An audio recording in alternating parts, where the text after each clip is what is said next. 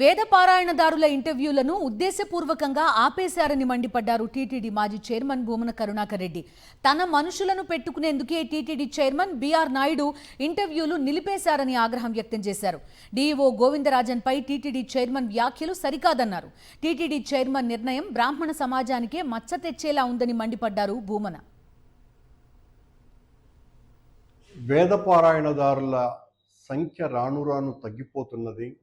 వేదపారాయణ యొక్క అవసరం ఎంతో ఉన్నది హైందవ ధర్మ పరిరక్షణ కోసమని ఆ రోజున నేను పాలక మండలి చైర్మన్గా ఉన్నప్పుడు వేదపారాయణల్ని ఎక్కువ మందిని తీసుకోవాలని దాదాపు 700 పోస్టులను క్రియేట్ చేసి వేదపారాయణ స్కీమును పెద్ద ఎత్తున వ్యాప్తి చేయాలన్నటువంటి ఆలోచనతో ఆ రోజున నిర్ణయం తీసుకోవటం జరిగింది.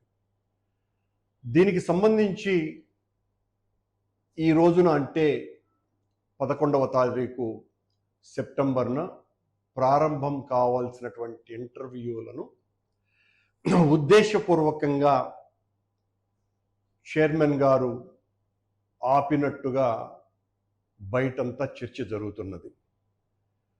ఈ వేదపారాయణ ఇంటర్వ్యూలకు సంబంధించి ఎంతో ఉన్నతమైనటువంటి సంస్కారం కలిగినటువంటి వ్యక్తి, టీటీడీలో నిజాయితీ కలిగినటువంటి వ్యక్తి, అన్ని విషయాల పట్ల కూలంకషమైనటువంటి చర్చ చేసి నిజ నిర్ధారణకు వచ్చిన తర్వాతనే ఏ నిర్ణయమైనా తీసుకునేటువంటి వ్యక్తి.